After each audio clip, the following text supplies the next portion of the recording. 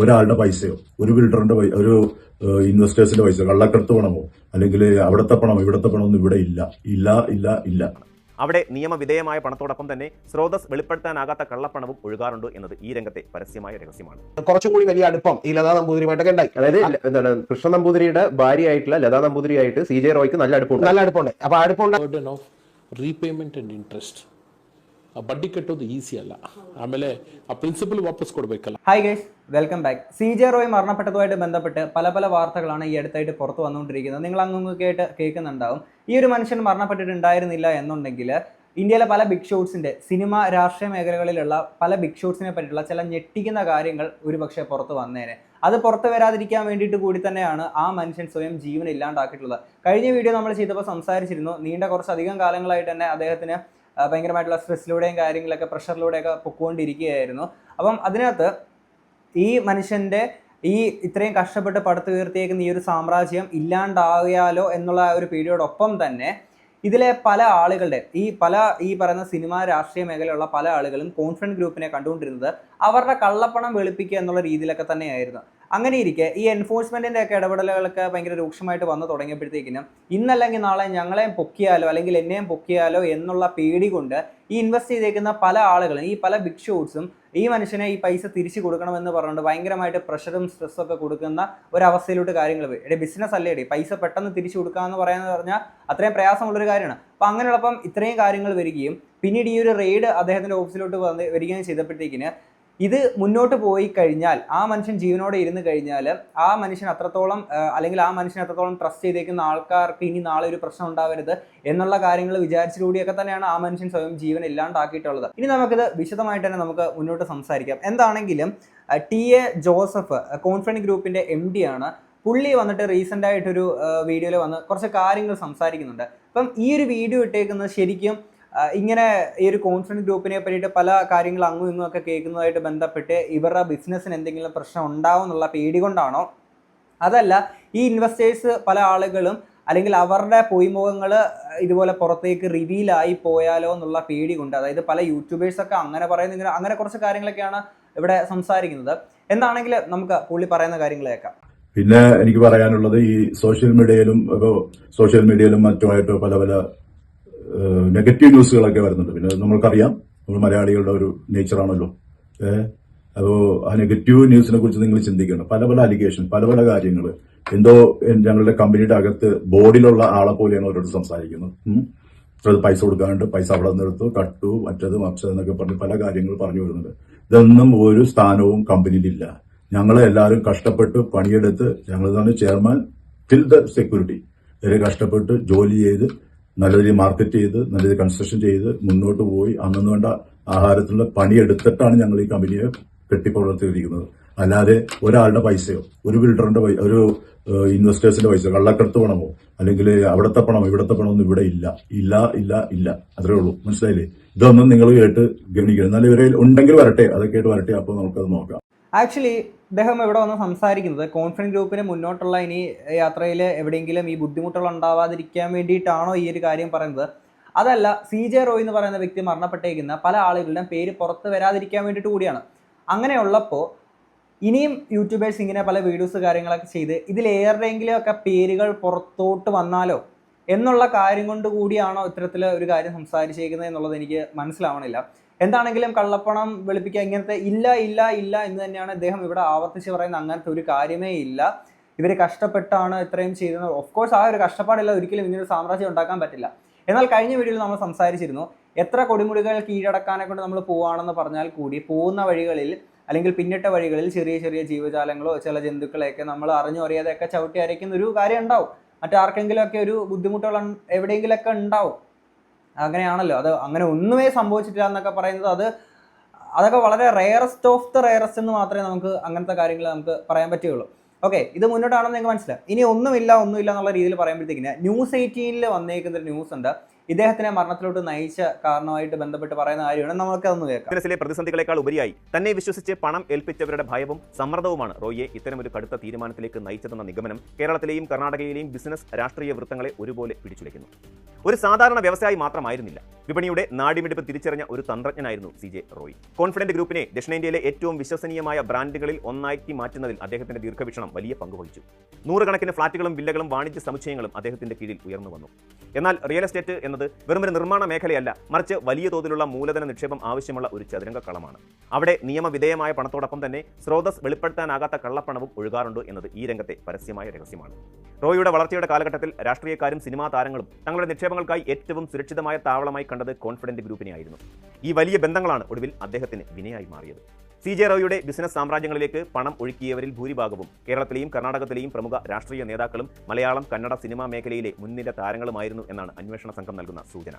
Real estate മേഖലയിൽ പണം നിക്ഷേപിക്കുന്നത് താരതമ്യേന സുരക്ഷിതമാണെന്നതും വലിയ ലാഭം നൽകുമെന്നുള്ള വിശ്വാസമാണ് ഇവരെ റോയിലേക്ക് അടുപ്പിച്ചത്. എന്നാൽ സമീപകാലത്ത് കേന്ദ്ര ഏജൻസികളായ എൻഫോഴ്സ്മെന്റ് ഡയറക്ടറേറ്റും ആദായ നികുതി വകുപ്പും രാഷ്ട്രീയ സിനിമാ മേഖലകളിലെ സാമ്പത്തിക ഇടപാടുകളിൽ പിടിമുറുക്കിയതോടെ കാര്യങ്ങൾ മാറിമറിഞ്ഞു. തങ്ങളുടെ പണത്തിന്റെ സ്രോതസ് കേന്ദ്ര ഏജൻസികൾക്ക് മുന്നിൽ വെളിപ്പെടും എന്ന ഭയം ഈ ഉന്നത നിക്ഷേപകരെ പിടികൂടി. ഇതോടെ റോയിയെ കുരുക്കി തങ്ങൾ രക്ഷപ്പെടാനുള്ള ശ്രമങ്ങൾ ഇവർ ആരംഭിച്ചതായാണ് വിവരം. കഴിഞ്ഞ 6 മാസമായി റോയ് വലിയ രീതിയിലുള്ള മാനസിക സമ്മർദ്ദത്തിലായിരുന്നുവെന്ന് അദ്ദേഹത്തിന്റെ കുടുംബാംഗങ്ങളും ജീവനക്കാരും സാക്ഷ്യപ്പെടുത്തുന്നു. കടബാധ്യതകളെക്കാൾ ഉപരിയായി നിക്ഷേപകരുടെ ഭാഗത്തു നിന്നുണ്ടായ നിരന്തരമായ സമ്മർദ്ദമാണ് അദ്ദേഹത്തെ തളർത്തിയത്. തങ്ങൾ നിക്ഷേപിച്ച കോടിക്കണക്കിന് രൂപ ഉടൻ തിരികെ നൽകണമെന്ന ആവശ്യവുമായി പ്രമുഖർ റോയിയെ നിരന്തരം പിടിച്ചുകൊണ്ടിരുന്നു. ഇതിനിടയിലാണ് കൊച്ചിയിൽ നിന്നുള്ള ആദായ നികുതി ഉദ്യോഗസ്ഥർ ബംഗളൂരുവിലെ ഗ്രൂപ്പ് ആസ്ഥാനത്ത് പരിശോധനയ്ക്കെത്തുന്നത്. ജനുവരി 30 നടന്ന ഈ പരിശോധനയിൽ പല സുപ്രധാന രേഖകളും ഉദ്യോഗസ്ഥർ ആവശ്യപ്പെട്ടു. പ്രത്യേകിച്ച് നിക്ഷേപകരുടെ പട്ടികയും അവരുടെ സാമ്പത്തിക സ്രോതസ്സും സംബന്ധിച്ച വിവരങ്ങൾ വെളിപ്പെടുത്താൻ റോയ് നിർബന്ധിതനായി. തന്റെ കൂടെ നിന്നവരെ ഒറ്റിക്കൊടുക്കാനോ അല്ലെങ്കിൽ നിയമത്തിന്റെ മുൻപിൽ സ്വയം ബലിയാടാകാനോ വയ്യാത്ത അവസ്ഥ റോയിയെ തളർത്തിയിരിക്കാം. അന്വേഷണ സംഘം കണ്ടെടുത്ത റോയിയുടെ കുറിപ്പുകളിൽ അദ്ദേഹത്തിന്റെ മാനസികാവസ്ഥ വ്യക്തമാണ്. ഒരു ബിസിനസ്സുകാരൻ എന്ന നിലയിൽ താൻ നേരിട്ട ഏറ്റവും വലിയ പ്രതിസന്ധി പണമില്ലാത്തതല്ല, മറിച്ച് താൻ നൽകിയ വാക്കുകൾ പാലിക്കാൻ കഴിയാത്തതാണെന്ന് അദ്ദേഹം സൂചിപ്പിക്കുന്നുണ്ട്. രാഷ്ട്രീയക്കാരും സിനിമാക്കാരും പണം തിരിച്ചു ചോദിച്ചു തുടങ്ങിയതോടെ അദ്ദേഹം ഏകാന്തനായി മാറി. പലപ്പോഴും ഉറക്കമില്ലാത്ത രാത്രികളിലൂടെയാണ് അദ്ദേഹം കടന്നുപോയത്. ബിസിനസ് ആവശ്യങ്ങൾക്കായി ഉപയോഗിച്ച പണം പെട്ടെന്ന് തിരികെ നൽകുക എന്നത് റിയൽ എസ്റ്റേറ്റ് പോലെയുള്ള ഒരു മേഖലയിൽ അസാധ്യമാണ്. ഭൂമിയായും കെട്ടിടങ്ങളായും കിടക്കുന്ന നിക്ഷേപങ്ങൾ ലിക്വിഡ് ക്യാഷ് ആയി മാറ്റാൻ സമയമെടുക്കും. എന്നാൽ കേന്ദ്ര ഏജൻസികളുടെ പരിശോധന ഭയന്ന് നിക്ഷേപകർ ഈ സാവകാശം നൽകാൻ തയ്യാറായില്ല. ഈ 6 മാസം റോയിയുടെ ജീവിതത്തിലെ ഏറ്റവും വലിയ പോരാട്ടമായിരുന്നു. ഒടുവിൽ അദ്ദേഹം അതിൽ പരാജയപ്പെട്ടു. ഈ കേസിലെ ഏറ്റവും നിർണായകമായ വശം നിക്ഷേപങ്ങളുടെ സ്രോതസ്സാണ്. ബിസിനസ് മേഖലയിൽ കാണിക്കാത്ത വലിയൊരു തുക റോയിയുടെ കൈകളിൽ എത്തിയിട്ടുണ്ടെന്നാണ് അന്വേഷണ ഉദ്യോഗസ്ഥർ വിശ്വസിക്കുന്നത്. ആദായ നികുതി വകുപ്പ് ഉദ്യോഗസ്ഥർ ഇതേക്കുറിച്ച് ചോദിച്ചപ്പോൾ കൃത്യമായ മറുപടി നൽകാൻ അദ്ദേഹത്തിന് കഴിഞ്ഞതുമില്ല. നിക്ഷേപകരുടെ പേരുകൾ വെളിപ്പെടുത്തിയാൽ അത് വലിയൊരു രാഷ്ട്രീയ വിവാദത്തിലേക്കും സിനിമാ ലോകത്തെ അഴിമതികളിലേക്കും വിരൽ ചൂണ്ടുമെന്ന കാര്യം റോയിക്ക് അറിയാമായിരുന്നു. തന്നെ വിശ്വസിച്ചവരെ ചതിക്കാൻ അദ്ദേഹം ആഗ്രഹിച്ചിരുന്നില്ലായിരിക്കാം. അതോടൊപ്പം തന്നെ പണം നൽകിയവർ സ്വാധീന ശക്തിയുള്ളവരായതിനാൽ അവരുടെ ഭാഗത്തു നിന്നുണ്ടാകാൻ സാധ്യതയുള്ള ഭീഷണികളും അദ്ദേഹത്തെ വേട്ടയാടിയിട്ടുണ്ടാകാം. ഈ ഇരട്ട സമ്മർദ്ദമാകാം തോക്കെടുക്കാൻ അദ്ദേഹത്തെ പ്രേരിപ്പിച്ചത്. CJ റോയിയുടെ മരണം കേരളത്തിലെയും കർണാടകത്തിലെയും റിയൽ എസ്റ്റേറ്റ് മേഖലയ്ക്ക് വലിയൊരു മുന്നറിയിപ്പാണ് നൽകുന്നത്. കള്ളപ്പണത്തിന്റെയും അവിശുദ്ധ ബന്ധങ്ങളുടെയും അടിസ്ഥാനത്തിൽ പടുത്തുയർത്തുന്ന സാമ്രാജ്യങ്ങൾ എത്ര വലിയതാണെങ്കിലും അവയ്ക്ക് ഒരു തകർച്ചയുണ്ട്. രാഷ്ട്രീയക്കാരും സിനിമാ താരങ്ങളും തങ്ങളുടെ കയ്യിലുള്ള അധിക പണം വെളുപ്പിക്കാൻ റിയൽ എസ്റ്റേറ്റ് മേഖലയെ ഉപയോഗിക്കുന്നത് അവസാനിപ്പിക്കേണ്ട കാലം അതിക്രമിച്ചിരിക്കുന്നു. ഒരു വ്യവസായിയുടെ ആത്മഹത്യ എന്നതിലുപരി ഇത് സിസ്റ്റത്തിന്റെ തന്നെ പരാജയമാണ്. കേട്ടല്ലോ. ഇനി ഇത് മാത്രമല്ല, ഈ കുറിപ്പ് അദ്ദേഹം എഴുതി വെച്ചിട്ടുണ്ടായിരുന്നല്ലോ, ആ ഒരു കുറിപ്പ് ഇവർ വായിച്ചതിന് ശേഷമാണോ എന്താണെന്ന് അറിയത്തില്ല, ആദ്യം ഇവർ ഇത്തരത്തിൽ ഒരു പ്രസ് മീറ്റ് വിളിച്ച് കാര്യങ്ങൾ സംസാരിക്കാൻ വേണ്ടിയിട്ട് ഇരുന്നിട്ടുണ്ടായിരുന്നു. പിന്നീട് അത് അവർ മുന്നോട്ട് നീക്കി അത് പോസ്റ്റ്പോണ്ട് ചെയ്തിട്ടുണ്ടായിരുന്നു. അതിന് റീസൺ ആയിട്ട് അദ്ദേഹം ഇവിടെ സംസാരിക്കുന്നത് പിന്നീട് പോലീസുകാരായിട്ട് മീറ്റിംഗ് അങ്ങനെ കുറേ കാര്യങ്ങൾ പറയുന്നത്. ഇവിടെ പോലീസുകാരെ ക്വസ്റ്റ്യൻ ചെയ്യാൻ വിളിപ്പിച്ചതിനെ മീറ്റിംഗ് എന്നുള്ളതിലാണ് അദ്ദേഹം ഇവിടെ സംസാരിക്കുന്നത്. അപ്പം അങ്ങനെ കുറച്ച് കാര്യങ്ങളൊക്കെ ഉണ്ടായിരുന്നു, അതുകൊണ്ടാണ് മുന്നോട്ടേക്ക് നീക്കി വെച്ചത് എന്നുള്ളതിലൊക്കെ തന്നെയാണ് ഇദ്ദേഹം ഇവിടെ സംസാരിക്കുന്നത്. അപ്പം എന്നിട്ട് ഇവിടെ ഇനി പറയുന്ന ബാക്കി കുറച്ച് കാര്യങ്ങൾ നമുക്ക് അതോടൊന്ന് കേൾക്കാം. തന്നെ വേറൊരു അലിഗേഷനാണ് ഞാൻ കേട്ടത്. അതായത് ഇത് EDയുടെ സെർച്ചാണ്, അതുപോലെ തന്നെ FEMAയുടെ ആണോ അല്ലെങ്കിൽ PMLAയുടെ ആണോ അല്ലെങ്കിൽ എന്താണ് CBI, ഇങ്ങനെയുള്ള കാര്യങ്ങളൊക്കെ പല പല ന്യൂസ് ചാനലുകൾ, അതായത് തേർഡ് റേറ്റ് ന്യൂസ് ചാനലുകളിലല്ല, news channel in the sense YouTubers, അവരിൽ നിന്നെല്ലാം വരുന്നുണ്ടായിരുന്നു. അങ്ങനെയുള്ള യൂട്യൂബേഴ്സ്, നൂറുകണക്കിന് യൂട്യൂബേഴ്സ് ഉണ്ടെങ്കിലും ഇത് 4-5 വിരലിലെണ്ണാവുന്നവരാണ് ഇങ്ങനെയുള്ള ഈ ന്യൂസുകളൊക്കെ നെഗറ്റീവ് ന്യൂസുകളൊക്കെ വിട്ടുകൊണ്ടിരിക്കുന്നത്. അപ്പോൾ ഇങ്ങനെയുള്ള കാര്യങ്ങൾക്ക് നിങ്ങളുടെ ഒരു പ്രൂഫോ അല്ലെങ്കിൽ അതുപോലെ എന്തെങ്കിലും ഉണ്ടെങ്കിൽ ദയവ് ചെയ്ത് എൻ്റെ അടുത്ത് കൊണ്ട് കാണിക്കുക. ഞാൻ 6-ാം തീയതി തൊട്ട് എൻ്റെ ഓഫീസിൽ ഉണ്ടാവും. കാലത്ത് 8:30 മണി തൊട്ട് വൈകുന്നേരം 7 മണി വരെ ഞാൻ ഉണ്ടാവും. Any time you can bring it, then I will reward you that. അപ്പോൾ അങ്ങനെയുള്ള കാര്യങ്ങളൊക്കെ ഇല്ലാത്ത കാര്യം, നിങ്ങളെന്തോ കമ്പനിയുടെ അകത്തുണ്ട് അല്ലെങ്കിൽ നിങ്ങൾ CBIയിലോ EDയിലോ വർക്ക് ചെയ്യുന്നത് പോലെയാണ് നിങ്ങൾ സംസാരിച്ചുകൊണ്ടിരിക്കുന്നത്. അല്ലെങ്കിൽ മറ്റുള്ള ഏജൻസികൾ വർക്ക്, ഇൻകം ടാക്സുകാരെ കുറിച്ചും കുറേ കാര്യങ്ങൾ. ഇതൊന്നും സത്യമായ കാര്യങ്ങളല്ല എന്ന് നിങ്ങൾ മനസ്സിലാക്കുക. അത് ഞാൻ യൂട്യൂബുകാരെ മനസ്സിലാക്കാൻ വേണ്ടിയിട്ട് പറഞ്ഞു. ഇത് കേട്ടിട്ട് വളരെയധികം ചിലപ്പോൾ സന്തോഷിക്കുന്ന ആൾക്കാരുണ്ടാവും, ചിലപ്പോൾ ദുഃഖിക്കുന്ന ആൾക്കാരുണ്ടാവും. പക്ഷെ ഞങ്ങളുടെ കൂടെ സഞ്ചരിക്കുന്ന ക്ലയൻസും അതുപോലെ ഞങ്ങളുടെ വെൽവിഷേഴ്സും അതുപോലെ ചെയർമാന്റെ ഫ്രണ്ട്സും മറ്റുള്ളവർക്കും ഇതൊക്കെ വളരെയധികം, അതുപോലെ പിള്ളേരുടെയും അവരുടെ ഫാമിലിയുടെ, ഏറ്റവും ഇമ്പോർട്ടന്റ് അവരുടെ ഫാമിലിയുടെ, അവർക്കൊക്കെ ഉണ്ടാകുന്ന എന്താ പറയാ മനോദുഃഖം, അതുപോലുള്ള കാര്യങ്ങൾ, അതൊക്കെ എന്താണ് അതിന്റെയൊക്കെ വാല്യൂ എന്ന് നിങ്ങൾക്കറിയും. ഒന്നാമത് അവരുടെ ഫാമിലിയിലെ അവരുടെ ഫാമിലിയുടെ ഹെഡ് മരിച്ചു. ഇത് പിന്നെയും കുത്തിക്കീറി തിന്നുന്ന പരിപാടിയാണ് ഇതുപോലുള്ള ഈ ചില യൂട്യൂബേഴ്സ് ചെയ്തുകൊണ്ടിരിക്കുന്നത്. അത് നിങ്ങൾ ദയവ് ചെയ്ത് നിർത്തുക. ഉള്ള കാര്യങ്ങൾ ആരും വിശ്വസിക്കേണ്ട കാര്യമില്ല. യൂട്യൂബേഴ്സ് ഉണ്ട്, അതല്ല ചിലർ വിരലെണ്ണാവുന്ന ചില യൂട്യൂബ് പ്രൊമോട്ടേഴ്സ്, അവരെ സംബന്ധിച്ചിടത്തോളം അവർ വളരെ നെഗറ്റീവായിട്ടാണ് ഇവര് ന്യൂസുകൾ കൊടുത്തുകൊണ്ടിരിക്കുന്നത്. വളരെ നെഗറ്റീവ്, മനുഷ്യനെ കേൾക്കാൻ പറ്റാത്ത രീതിയിൽ എന്തിനാണ് നിങ്ങൾ ഇങ്ങനെയുള്ള കാര്യങ്ങൾ ഈ യൂട്യൂബേഴ്സ് ഇതുപോലെ ഈ വിരലെണ്ണാവുന്ന വൃത്തികെട്ട മെസ്സേജുകളും ന്യൂസുകളെല്ലാം പ്രചരിപ്പിക്കുന്ന ഇവരോട് എനിക്ക് പറയാനുള്ളത്, എന്തിനാ നിങ്ങൾ ഒരാളെ ഇങ്ങനെ ചെയ്യേണ്ട കാര്യം എന്നുള്ളത്. അദ്ദേഹം ഇവിടെ പറയുന്ന കാര്യം ഏകദേശം നിങ്ങൾക്ക് മനസ്സിലായി കാണുമെന്നുള്ള ഞാൻ വിചാരിക്കുന്നു. ഈ ലതാ നമ്പൂതിരി അതുമായിട്ട് ബന്ധപ്പെട്ട വിഷയങ്ങളാണെന്നുള്ളതാണ് ഞാൻ മനസ്സിലാക്കുന്നത്. ഓൾറെഡി ബാംഗ്ലൂർ ബേസ്ഡ് ആയിട്ടുള്ള പല ആളുകൾക്കും ഈ വിഷയങ്ങളെ പറ്റിയിട്ട് നല്ല രീതിയിൽ അറിയാം. അതിൽ പല ആളുകളും FB പോസ്റ്റുകളായിട്ടും അല്ലാതെയൊക്കെ ആയിട്ട് ഈ ഒരു വിഷയങ്ങളെ പറ്റിയിട്ടൊക്കെ സംസാരിച്ചിട്ടുണ്ട്. മുൻപ് അദ്ദേഹം ക്രിസ്റ്റൽ ഗ്രൂപ്പിൽ നിന്നും പിന്നീട് ഇറങ്ങി കോൺഫിഡൻസ് ഗ്രൂപ്പ് സ്റ്റാർട്ട് ചെയ്യുകയും അതാണ് അദ്ദേഹം ആ ഒരു ക്രിസ്റ്റൽ ഗ്രൂപ്പിൽ നിന്ന് ഇറങ്ങിയതിന് ശേഷമാണ് ഈ ക്രിസ്റ്റൽ ഗ്രൂപ്പിന്റെ വലിയൊരു തകർച്ചയിലോട്ട് പോകാനുള്ള കാരണമാവുകയും അങ്ങനെ കുറച്ച് സീനൊക്കെ ഉണ്ട്. അപ്പോൾ ഈ ക്രിസ്റ്റൽ ഗ്രൂപ്പിൽ ഇറങ്ങി എന്ന് പറയുന്നതും ക്രിസ്റ്റൽ ഗ്രൂപ്പിൽ നിന്ന് ഇറക്കി വിട്ടതാണെന്നോ എന്നുള്ള രീതിയിലുള്ള കാര്യങ്ങളോടൊക്കെ പറയുന്നുണ്ട്. ഇത് അദ്ദേഹം ഇവിടെ പറയുന്ന പോലെ തന്നെ ഇവരുടെ ഈ ഒരു കമ്പനി ബോർഡിലുള്ള ആളുകൾ ഒന്നുമല്ല നമ്മൾ, പക്ഷേ ഇതുമായിട്ട് ബന്ധപ്പെട്ട ആളുകൾ തന്നെ സംസാരിക്കുന്ന കുറച്ച് കാര്യങ്ങളുണ്ട്. അത് നമുക്കിനി ഒന്ന് കേൾക്കാം. അതിന്റെ പിന്നിലുള്ള കാരണം കുറച്ച് അമിതമായിട്ടുള്ള സ്വാതന്ത്ര്യം ഈ പറയുന്ന അദ്ദേഹത്തിന്റെ ഭാര്യ ലത എന്ന് പറയുന്ന അവിടുത്തെ ഫിനാൻസ് നോക്കുന്നത് അവരായിരുന്നു. അതുപോലെ പ്രൊജക്റ്റും അതുപോലെ തന്നെ ഓപ്പറേഷൻസും മാർക്കറ്റിംഗും ഒക്കെയാണ് ഈ കൃഷ്ണൻ നമ്പൂതിരി നോക്കിക്കൊണ്ടിരുന്നത്. അപ്പൊ ഇദ്ദേഹം അത് നോക്കാൻ വേണ്ടി വന്നപ്പോൾ അത് കുറച്ചും കൂടി വലിയ അടുപ്പം ഈ ലതാ നമ്പൂതിരിയുമായിട്ടൊക്കെ ഉണ്ടായി. അതായത് എന്താണ് കൃഷ്ണൻ നമ്പൂതിരിയുടെ ഭാര്യയായിട്ടുള്ള ലതാ നമ്പൂതിരിയായിട്ട് CJ റോയ്ക്ക് നല്ല അടുപ്പമുണ്ട്. അപ്പൊ അടുപ്പുണ്ടായി എന്ന് മാത്രമല്ല, യഥാർത്ഥത്തിൽ അവിടുത്തെ ഒരു ക്ലബ് ഹൗസ് ഉണ്ട്, അതായത് ഇവരുടെ ഒരു വില്ല പ്രൊജക്റ്റിലെ ക്ലബ് ഹൗസ് ഉണ്ട്. ആ ക്ലബ് ഹൗസിൽ എൻ്റെ അറിവിൽപ്പെട്ടിടത്തോളം അവിടെ അന്നൊരു പോലീസ് ഒരു പരിശോധന നടത്തുന്നുണ്ട്. ആ പരിശോധന നടക്കുമ്പോൾ അതിൽ റോയി പെടുന്ന ഒരു അവസ്ഥ ഉണ്ടായി. അതിന്റെ ഡീറ്റെയിലിംഗിലേക്ക് പോകുന്നുണ്ട്. ആ റോയി പെടുന്ന ഒരു അവസ്ഥ ഉണ്ടായി. അപ്പോൾ റോയി പെടുന്ന ഒരു അവസ്ഥ ഉണ്ടായി എന്ന് പറഞ്ഞതിന് ശേഷം യഥാർത്ഥത്തിൽ അന്നത്തെ പോലീസ് കമ്മീഷണർ ആയിരുന്ന ഒരാൾ അദ്ദേഹം യഥാർത്ഥത്തിൽ റോയിനോട് കുറച്ചുകൂടി കാര്യങ്ങൾ, റോയിനോടല്ല ഈ നമ്പൂതിരിയോട് കുറെ കൂടി കാര്യങ്ങൾ എന്ത് ചെയ്തു അവതരിപ്പിച്ചു. അത് അവതരിപ്പിച്ചത് യഥാർത്ഥത്തിൽ അദ്ദേഹത്തെ ജീവിതം തന്നെ തകർന്നു പോകാൻ തക്ക കാര്യങ്ങളാണ് എന്ത് ചെയ്തത് അവതരിപ്പിച്ചത്. അപ്പൊ അതിനുശേഷമാണ് റോയി അവിടെ നിന്ന് ഇറങ്ങുന്നത് എന്ന് പറഞ്ഞാൽ റോയിനെ അവിടെ നിന്ന് പുറത്താക്കുന്നത് എന്ന് വേണമെങ്കിൽ നമുക്ക് പറയാം.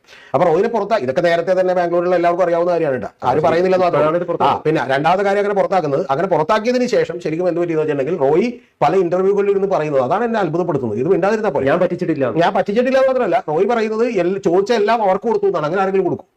റോയ് പറയുന്നത് ഓൺഗോയിങ് പ്രൊജക്ട് എല്ലാം വേണം എന്ന് പറഞ്ഞു. അപ്പൊ അതെല്ലാം അങ്ങോട്ട് എന്ത് ചെയ്തു കൊടുത്തു. അതുകൂടാതെ നിങ്ങൾക്ക് എന്ത് വേണം എന്ന് ചോദിച്ചു. അതാണ് ഓൺഗോയിങ് പ്രൊജക്ട് എല്ലാം വേണം എന്ന് പറഞ്ഞു. അപ്പൊ വേണ്ടാതെ കിടന്ന സ്ഥലങ്ങളാണ് 6000 രൂപ മേടിച്ച സർജാപൂരിലേക്ക് സ്ഥലങ്ങൾ. അതെന്ത് ചെയ്തു റോയ്ക്ക് കൊടുത്തു. അപ്പൊ റോയ് അത് മാത്രം മേടിച്ചിട്ട് റോയ് എന്ത് ചെയ്തു ഇറങ്ങി പോന്നു. കാരണം അതിന് റോയ് പറയുന്ന ഒരു കാര്യം, റോയുടെ ഭാര്യ പറഞ്ഞു നിങ്ങൾ വളരെ സ്ട്രോങ് ആണ്, കാരണം ലോക്കൽ സപ്പോർട്ട് എല്ലാം റോയ്ക്കാണ്. കാരണം റോയ് ആണ് ഈ കൈക്കൂലി കൊടുക്കൽ എല്ലാ ആളുകളായിട്ട് ഡീൽ ചെയ്യുന്നത്. റോയ് അത് മാത്രമല്ല ബാംഗ്ലൂരിൽ ജനിച്ചു വളർന്നത്. അപ്പൊ അതുകൊണ്ട് ലോക്കൽ സപ്പോർട്ട് പൊളിറ്റീഷ്യൻസ് സപ്പോർട്ട് എല്ലാം നിങ്ങൾക്കാണ്. പുള്ളി നമ്പൂതിരി ഇത്തിരി വീക്കാണ്, അപ്പൊ അതുകൊണ്ട് അദ്ദേഹത്തെ ഉപദ്രവിക്കരുത് എന്ന് പറഞ്ഞപ്പോൾ ഇദ്ദേഹം എന്ത് ചെയ്തു എല്ലാം വളരെ ദാനധർമ്മിഷ്ഠനായിട്ട് എന്ത് ചെയ്തു അദ്ദേഹത്തിന് കൊടുത്തു. അതിന്റെ ആവശ്യമില്ല, അത് ആരും എടുക്കാതെ കിടന്ന സർജാപൂരിലേക്ക് ലാൻഡ് മാത്രം പുള്ളി എടുത്തു എന്നാണ് പുള്ളി പറയുന്നത്. പക്ഷെ ആളുകൾ പറയുന്ന ഒരു കാര്യം, ഇദ്ദേഹത്തിന്റെ ബിനാമി പേരുകളിലൊക്കെ നിരവധി സ്ഥലങ്ങളിൽ ഈ ക്രിസ്റ്റൽ ഗ്രൂപ്പിന്റെ വേണ്ടി മേടിക്കാൻ പറഞ്ഞ സ്ഥലങ്ങളെല്ലാം തന്നെ അങ്ങനെ കൈക്കലാക്കിയത് വാങ്ങിക്കൂട്ടിയിരുന്നു എന്നാണ്. ഇനി ഇതൊക്കെ പോട്ടെ, ഇതൊക്കെ നമുക്ക് സഹിക്കാമല്ലോ, ഇതൊക്കെ പോട്ടെ നോക്കാം. പക്ഷേ നമ്മൾ ഈ ഓവർ തള്ള്, ഞാൻ ഇതിനു മുമ്പ് ഇന്റർവ്യൂ കണ്ടിട്ടുണ്ട്. അപ്പൊ എനിക്ക് ആ തള്ളു കേട്ടപ്പോൾ എന്റെ കണ്ണുകളിൽ പോയി. അതെന്ന് വെച്ചാൽ ഇദ്ദേഹം ചോദിച്ചു, അതായത് എത്ര എംപ്ലോയീസിനെ നിങ്ങൾക്ക് വേണം, നിങ്ങൾക്ക് വേണ്ടാത്ത എംപ്ലോയീസ് ഉണ്ടോ എന്ന് ചോദിച്ചു. അങ്ങ് അത്രക്കൊക്കെ മഹാനാവൂ ഒരാൾ. അപ്പൊ ഓക്കെ, പുള്ളി പറഞ്ഞു, നമ്പൂതിരി പറഞ്ഞു എനിക്ക് വേണ്ടാത്ത 35 എംപ്ലോയീസ് ഉണ്ടെന്ന് പറഞ്ഞു, ബാക്കിയുള്ള എല്ലാ എംപ്ലോയീസിനും എനിക്ക് തന്നെ വേണമെന്ന് പറഞ്ഞു. അങ്ങനെ വേണ്ടാത്ത 35 എംപ്ലോയീസുമായിട്ട് പോയാണ് പുള്ളി കോൺഫിഡൻസ് ഗ്രൂപ്പ് തുടങ്ങിയത്. ഇവിടെ നിർത്തിയില്ല, ഒരു പടി കൂടി കിടന്ന് അടുത്ത ഡയലോഗ്. കൂടാതെ ഇദ്ദേഹത്തിന്റെ കയ്യിലെ കാശ് കൊടുത്ത് ഒരു ഈവനിങ് ഒരു പാർട്ടി എല്ലാവരെയും കൂടി വിളിച്ചു കൂട്ടിയിട്ട് ആ പാർട്ടിയിൽ വെച്ച് ഇദ്ദേഹം പറഞ്ഞു നിങ്ങൾ ആരും ഈ ക്രിസ്റ്റൽ ഗ്രൂപ്പ് വിട്ടു പോകരുതെന്ന് എന്ത് ചെയ്തു. അതായത് മദർ തെരേസയേക്കാളൊക്കെ വലിയ നന്മപരമായി. പിന്നിട്ട വഴികളിൽ ചതികളുടെ ഒരുപാട് കഥകൾ പറയാനുണ്ട്. അങ്ങനെയുള്ളപ്പം ആ ഒരു മനുഷ്യൻ മരണപ്പെട്ടു എന്ന് പറഞ്ഞുകൊണ്ട് സത്യങ്ങളല്ലാണ്ടായി മാറുന്നില്ലല്ലോ. പിന്നെ ഇതിങ്ങനെ എന്തുകൊണ്ട് സംസാരിക്കുന്നു, നമ്മളിപ്പോൾ എന്തുകൊണ്ട് സംസാരിക്കുന്നുള്ള ഭാഗം നമ്മളിവിടെ പറയാം. ഇതെല്ലാം ഇന്റർ കണക്റ്റഡ് ആണ്.